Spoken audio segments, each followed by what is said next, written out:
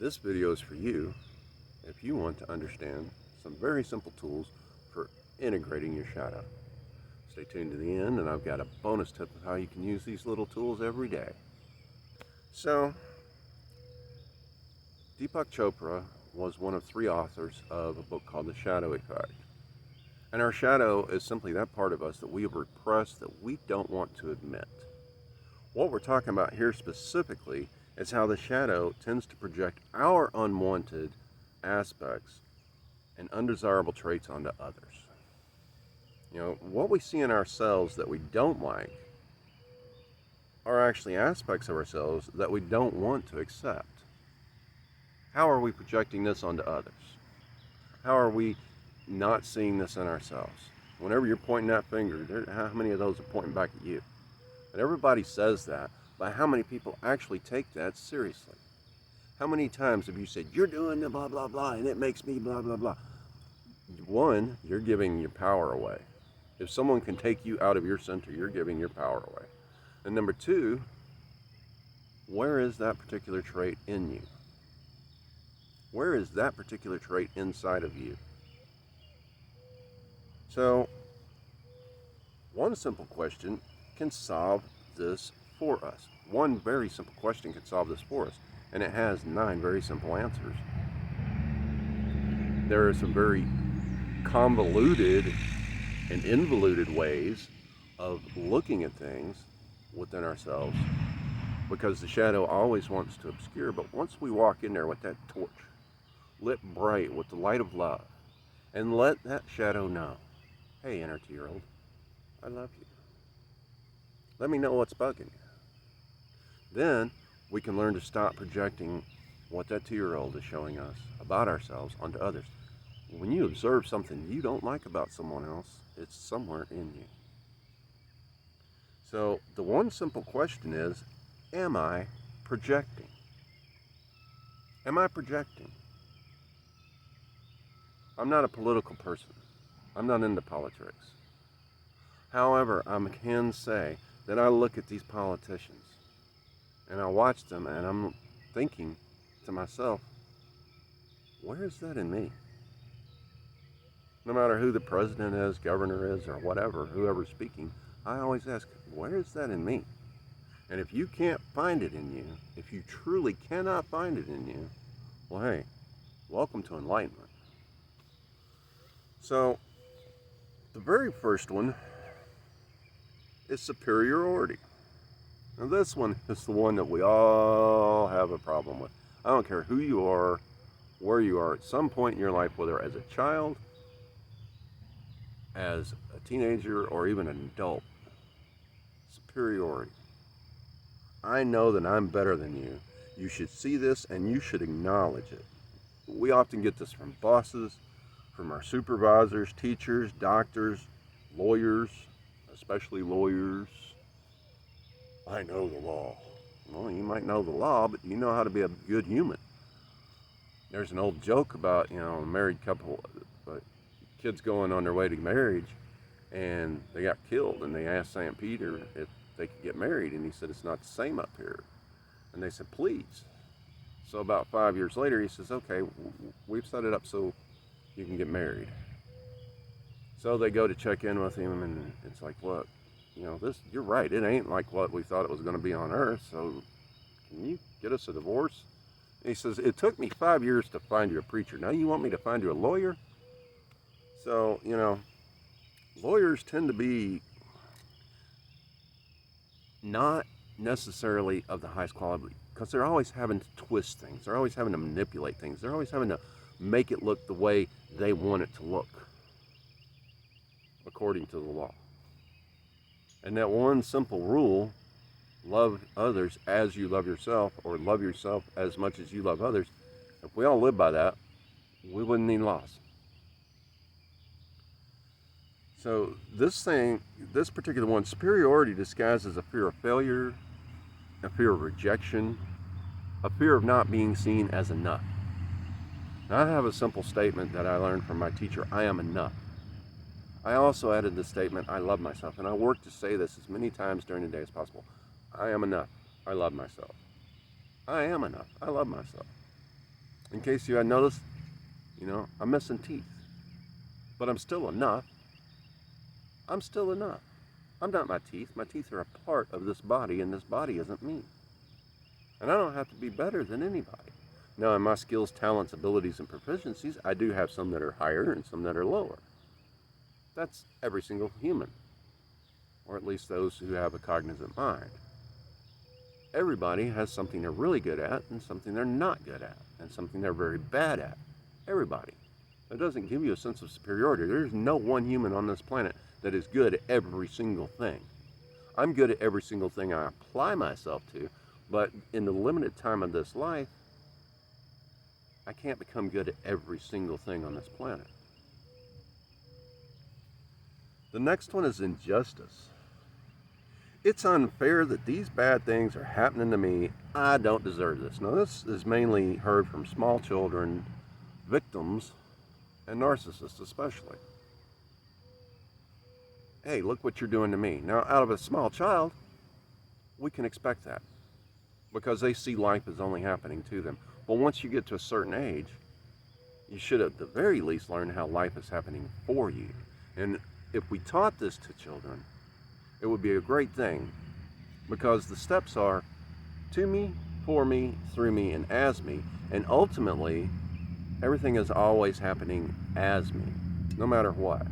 Life is always happening as me. It's just a matter of realizing my infinite spiritual being is having a limited human experience, and my infinite spiritual being has things specifically designed into the program, into the game, so that I have challenges to face as a human, and it can learn things. This disguises a state of sinfulness or a sense of self-blame, a sense of shame, a sense of guilt.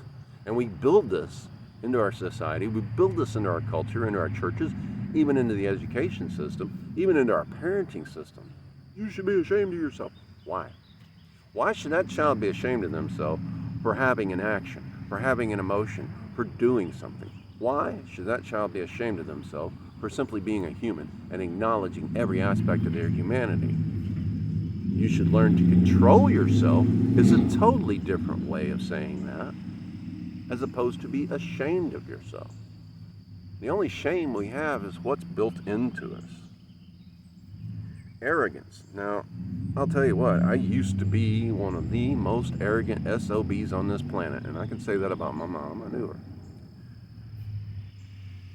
I'm too proud to bother with you. Your very presence irritates me, and this is tied directly to superiority and often works hand in glove with superiority.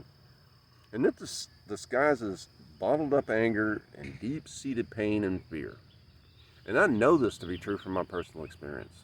People would say, well, you're arrogant. And I said, well, yeah. People would say, you're an a-hole. And I'd say, well, I'm proud of that, which makes me arrogant, and that's Mr. to you. And I was proud of that. I was arrogant about it. Everything I do that I decide to do, I learn aspects of it, and I become very good at it. My only competition, your only competition, is yourself. My only competition is myself. Am I better this moment than I was in the last moment? Am I better today than yesterday?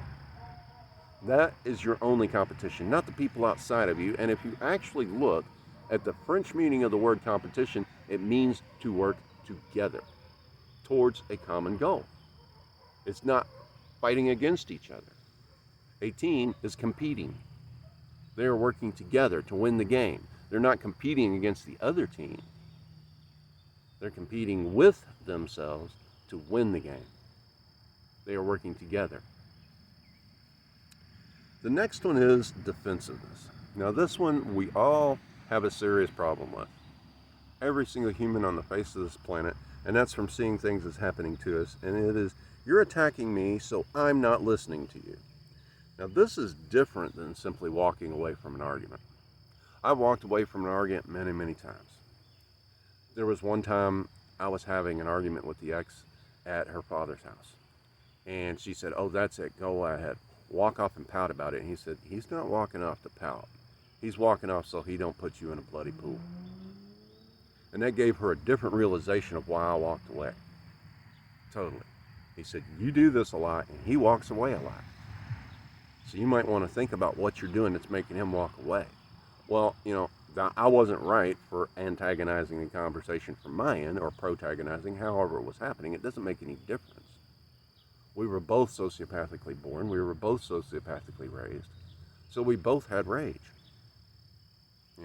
I love her very dearly. She's the mother of my sons. And I forgive her for everything. I have great contentment, passion for her. But still, the point is, walking away from an argument is different than just simply closing down. Just simply saying, I'm not going to take part in this.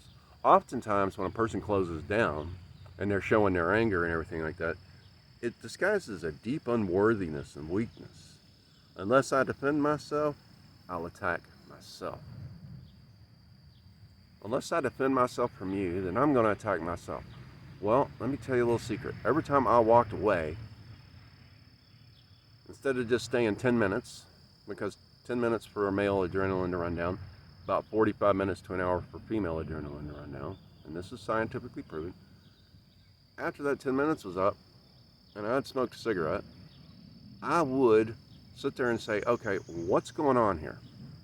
Where am I in the wrong? What am I doing wrong? No, I never wanted to admit it was the cigarettes, the alcohol, or the pot. And those weren't the reasons for what was going on initially.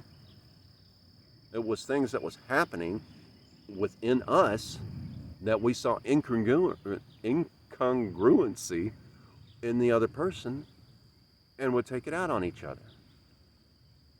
And we don't like to live that way. We don't want to admit that about ourselves, which goes back to superiority. So blame.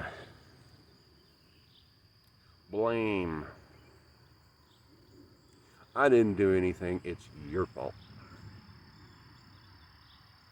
This one is directly tied to victimhood, unfairness, and often brings forth defensiveness. This one disguises fault and the feeling of that we should be ashamed of ourselves. Well, I'll tell you a secret. I've done a lot.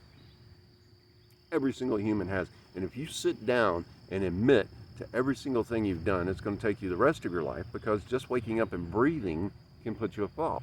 Guys, there's sometimes when you wake up and it's your fault. Hey, give her space.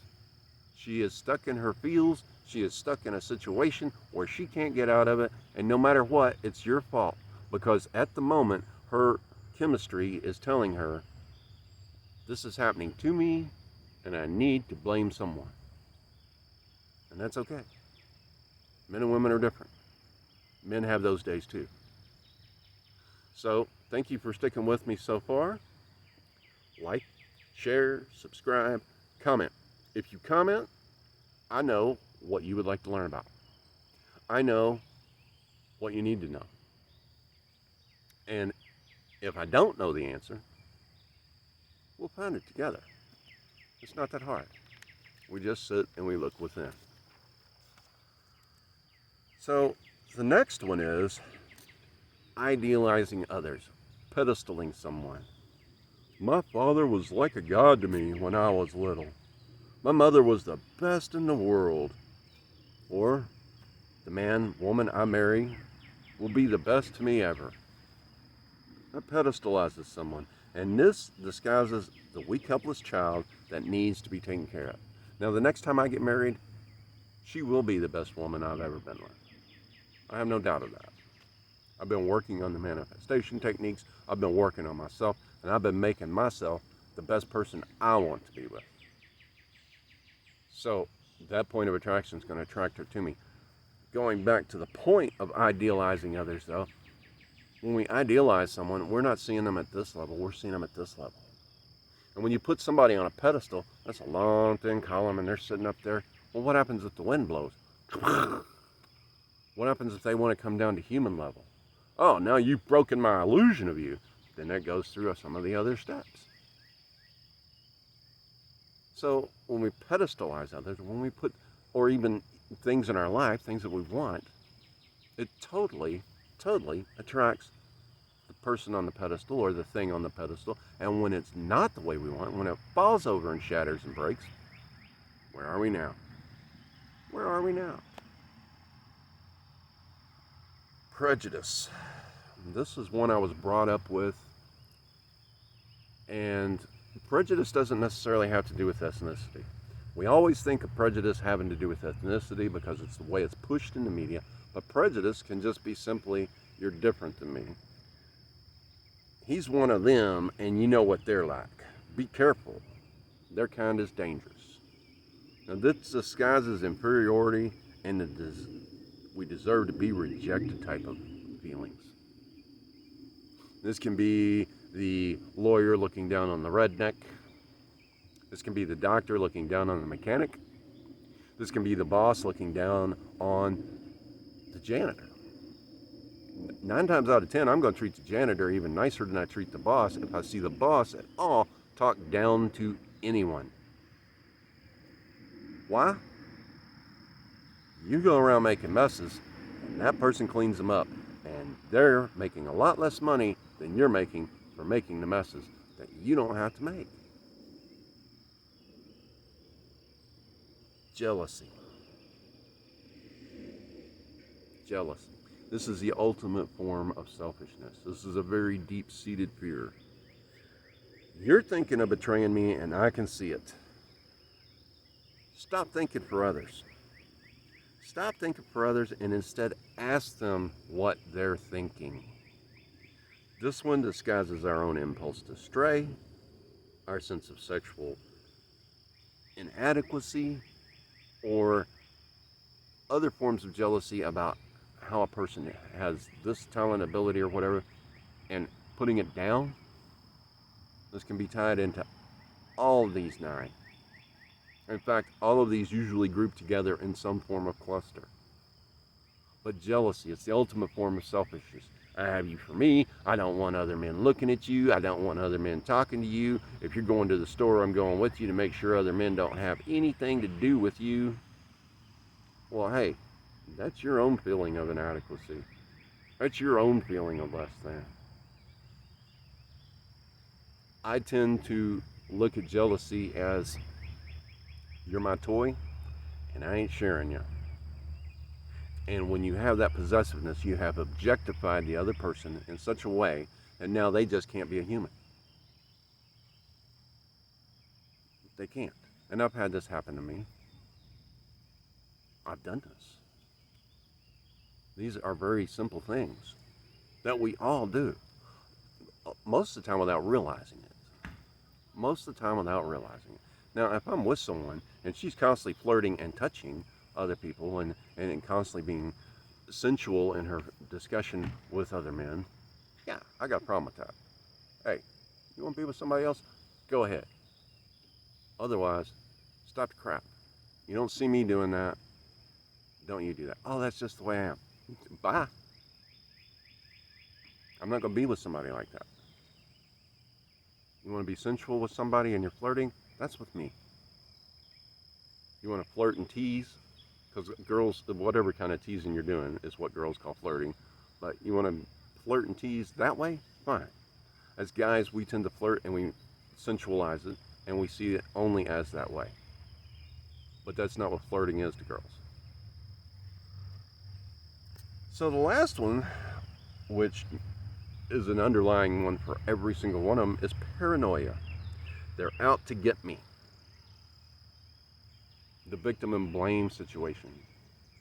You know, especially those of us who have grown up in a very narcissistic, sociopathic, raging household, they're out to get me. And then you apply that to every single person. Or simply the paranoid schizophrenic. I see the conspiracy that no one else does. This one is tied to superiority, injustice, defensiveness, and blame, and it disguises a deep-seated, overwhelming anxiety. It can also present itself as ADD or ADHD. I don't believe these are chemical imbalances in the child, and I don't believe the child has a learning disability. I believe the child has a family disability. That child is looking in 4 million different places at once for where's the threat coming from. And so when they get into a safe environment that they're not used to, they're still assessing for threat from 4 million different directions. Because at any moment at home, something could happen that causes them to have to deal with being beat or whatever. Being told they're not enough, being shamed down, being just pushed down and squished. ADD and ADHD are hyper awareness disorder, HAD, where, and that comes from PTSD, post-traumatic stress disorder, and that comes from searching every particle of experience for threat and constantly assessing for threat. And how do I know this? Having never been through combat in this lifetime as far as war goes, but having been through combat as far as life goes with growing up, because I experienced it. And people would say, you don't pay attention in class. I say, I do pay attention in class. I'm getting 100%. I've already got the notes written down by the time you finish speaking, and when you ask the question, oh, okay, well, here's the answer. Do I ever fail to give you the answer? I was always searching for threat. I was always searching for threat. And I read books about soldiers and things like that, and I had a plan to kill everyone in the room, but every reason not to use it. And people say, oh, well, you shouldn't have lived that way. You didn't grow up the way I did. And I didn't grow up nearly as harsh in comparison as some people did. But it doesn't make any difference. It's how the individual takes it. That's how the shadow works. How did I take it? I wasn't taught how to decide my emotions. And we do decide our emotions. I wasn't taught how to decide my emotions. I wasn't taught how to decide to live things.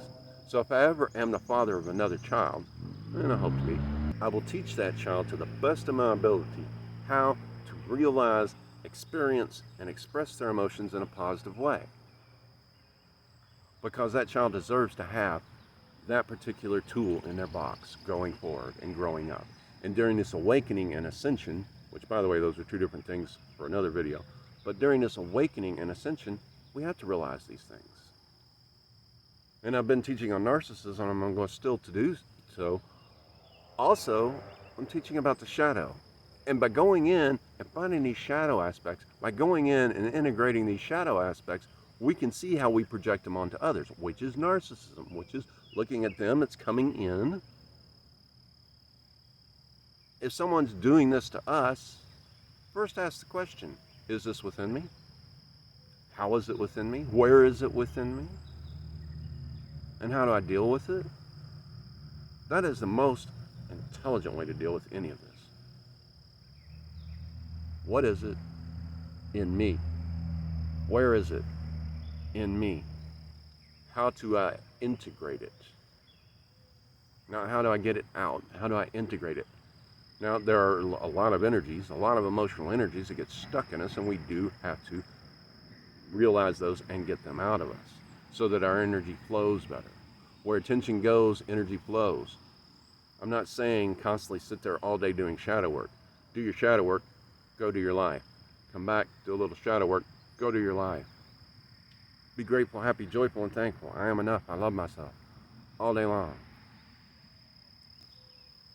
So, like, share, subscribe, comment. Let me know. I appreciate you for sticking around this long.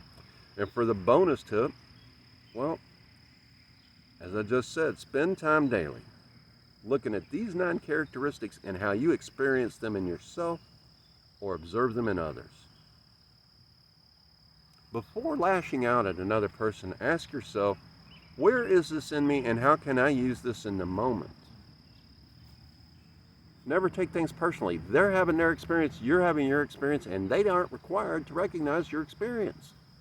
Nor are you required to recognize their experience and validate their experience. But if you take it upon yourself to validate their experience and the way they're acting in the moment, you're just reinforcing it in both yourself and them. If you take time to validate that they're allowed to have their experience and never take things personally because you don't know what's going on with them, well, hey, you know what? Now you have reached another step up. Always ascending. Always ascending. Always looking at the other person and saying, hey, where is it in me? What is it in me? And how do I integrate it? How do I bring it to a point where anytime this happens, I can say, okay, I see this in myself. I'm going to recognize this in myself. I'm going to act compassionately with this other person because I can see where they might have been harmed before. Maybe not in the same way I was, but they do deserve my compassion. They do deserve my co-suffering, is what compassion means. They do deserve to be allowed to have their little moment. And then when you need your little moment, instead of blowing up on that person, walk away and have your moment. There are times when we can't do this. There are times where we have to blow up on the other person. There are times where we have to meet someone who's here and bring them here. They say a soft answer turneth away wrath. Well, I found out in this world, you give a soft answer and most people take it as an insult. And it just turns it up. The soft answer is the one we give ourselves. Hey, give them a minute. Let them blow up. If they're presenting themselves as a threat, meet the threat. You know, ahimsa, do no harm, but defend yourself. So thank you for sticking around. Like, share, and comment. Watch this video here or this one over here. It's all a holistic aspect of everything anyway. Everything I teach is all around one central aspect of awakening, ascending, and dealing with who we are and how we can be better in the human. As I said, I am Hawk from Helpful Hawk Healing, freeing human hearts.